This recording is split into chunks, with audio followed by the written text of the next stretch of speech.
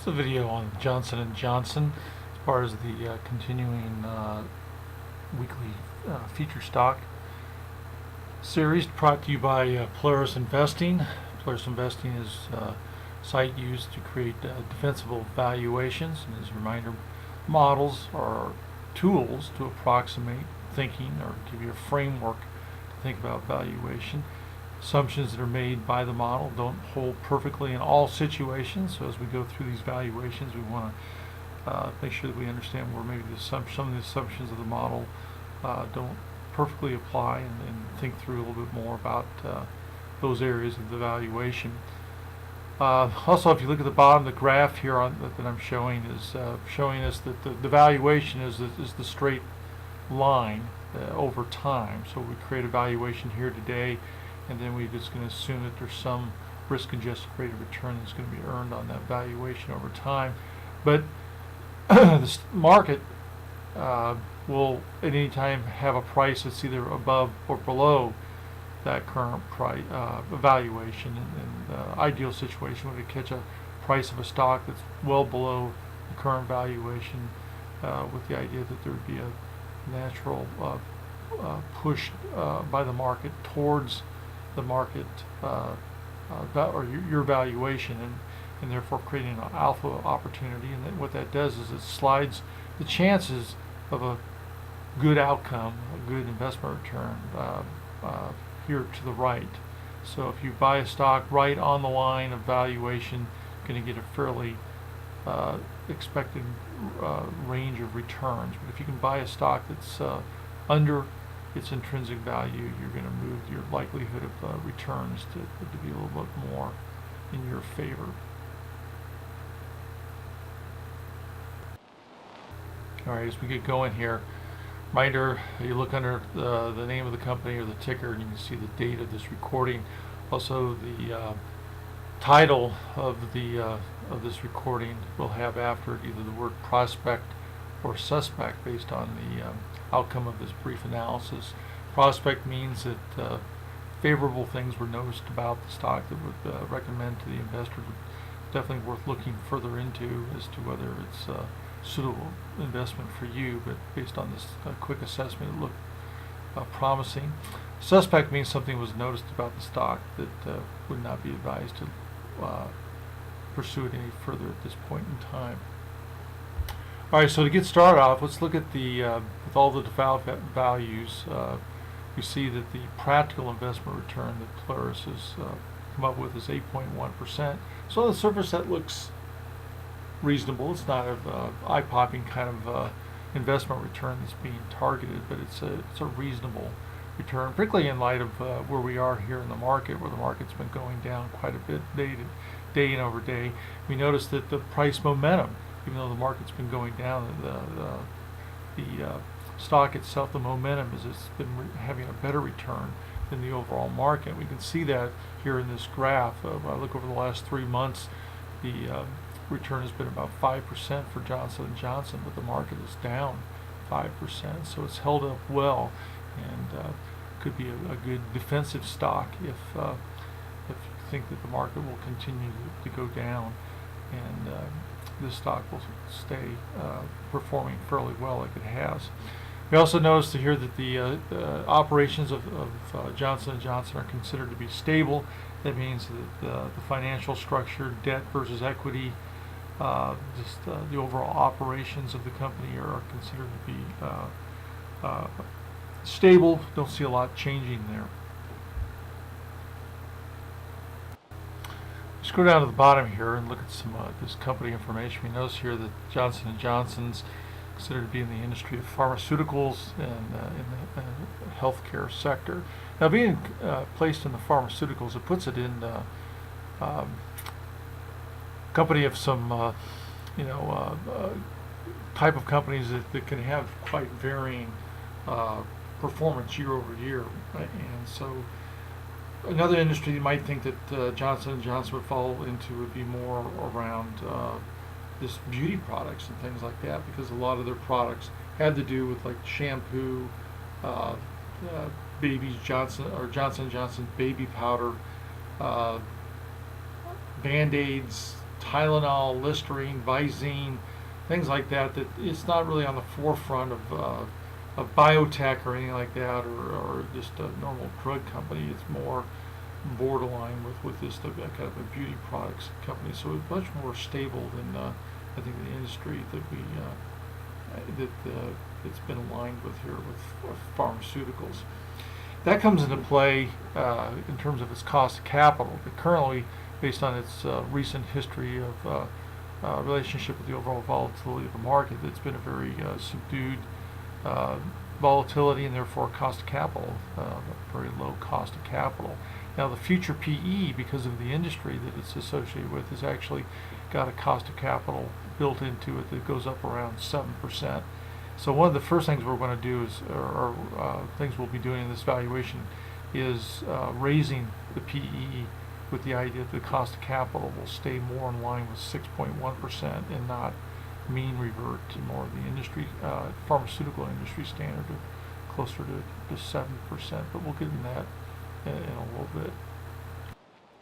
So first thing we want to consider here is we review the default values that were used by Polaris to come up with this investment return of 8.1% is the primary input, which is the sales growth slider. And you can see here the default value is 18%. Now on the surface, 18% seems pretty high for a company like Johnson & Johnson. So when we go out there and compare it to what's on the CNN site, we see here that the growth estimate from these analysts that were pulled on this site, the annual sales growth is about 6.5%, resulting in an earnings per share growth of close to 12%. Now that this relationship between sales growth and earnings growth is interesting, because usually when you have a higher earnings growth than you have sales growth, it means that you expect an improving profit margin from where you are today. And so if we go look at the profit margin that Johnson & Johnson has had over the last several years, you see here that it's stayed pretty flat, right around 18%. Now here recently it's had a little drop in earnings, but that being considered an abnormal event. You see that the average profit margin has been pretty consistent around 18%. So it's hard to rationalize this perception of a high earnings growth when likely the profit margin is not going to change that much compared to where it has been historically. But let's go back and focus on the sales growth. Sales growth 18%, but you can see that the CNN site has sales growth down to about 6.5%. So let's focus on just the sales growth, and then we'll get into some of these other things. So 18% versus 6.5%. How do we reconcile that? Well, going back before I shot this video, I went and looked at because it is a stable company, the way that this earnings is identified here in this tooltip here for how the default value is calculated. But it is based on earnings growth, and then it uses profit margin to convert over to a sales growth figure. Well, it did use an earnings growth number that's similar to what the CNN site shows, but the big difference is that in order to calculate a future's earning to apply a future profit margin to come up with sales growth, it used a starting sales earnings of $8 per share, and when you look at the CNN site, it's showing that where we are currently is more in the 6 or 7 range. And so without getting into why the default used $8 per share instead of something like 6 or 7, it probably should be more like 6 or 7. So that lowers the the sales growth by about 25%. So that immediately backs us up into something like 13, 14. But I'm going to go ahead and be even lean more towards the CNN site and take it all the way down to 12%. Well, you can see here that when you take the sales growth down to 12%, it cuts in half the practical investment return. It takes it down to 4.1, which makes this an investment that wouldn't be worthwhile. But let's keep looking through some of these other default values that were used by Polaris.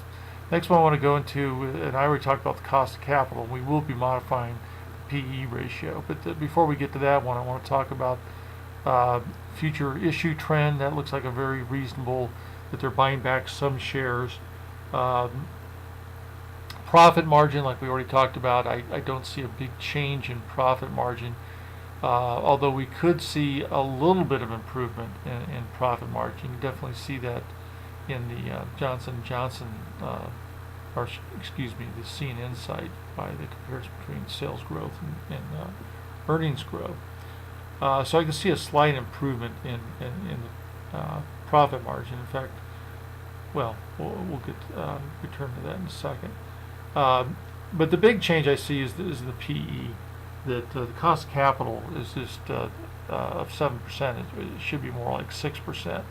So if we do the calculation of 1.06 divided by 0.06, yeah, you get a PE that's more like about 17 and a half. Well, 17 and a half divided by 15 and a half means that we should up at least by about 10% the valuation. So if I come up here and I see here that we've got a valuation, theoretical valuation of 126.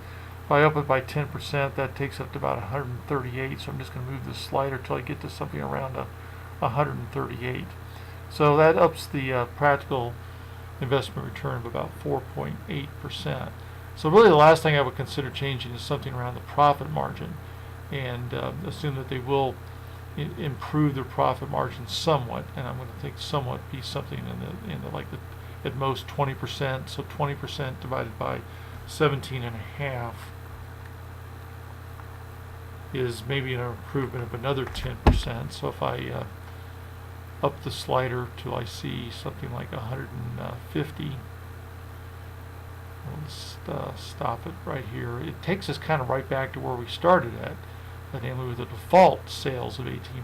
But what we've done here is we've lowered it back down to 12, and then modified it two times, one for the PE and the other for the profit margin, and we were right back at 8.1%, which I think is more defensible valuation that